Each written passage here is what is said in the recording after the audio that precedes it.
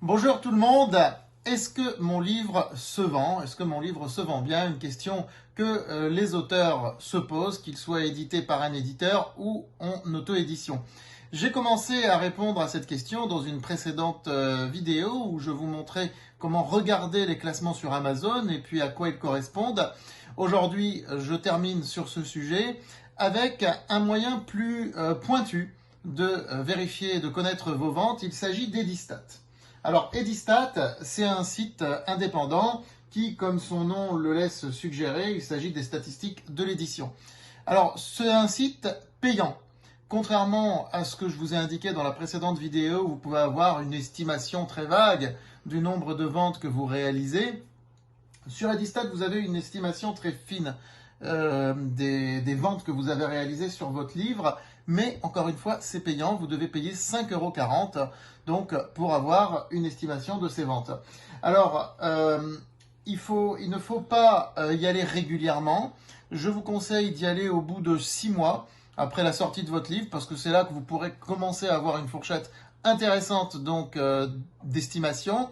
Et vous avez donc une estimation très fine du nombre de ventes réalisées au consommateur final sur les mois qui ont précédé. Donc depuis la sortie de votre livre jusqu'au moment où vous faites la requête sur Edistat.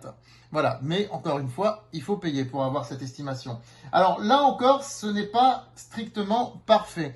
J'ai eu tendance à constater que Edistat sous-estime légèrement les ventes de livres. Il y en a certainement qui échappent, bien que ce soit basé sur les codes barres, donc sur les ventes réelles effectuées au consommateur final.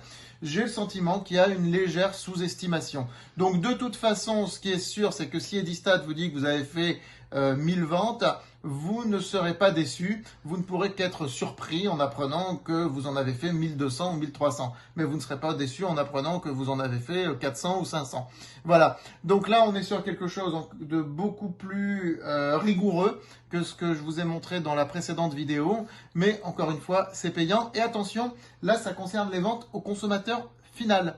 Alors donc, c'est pas les ventes qui sont faites par l'éditeur au libraire.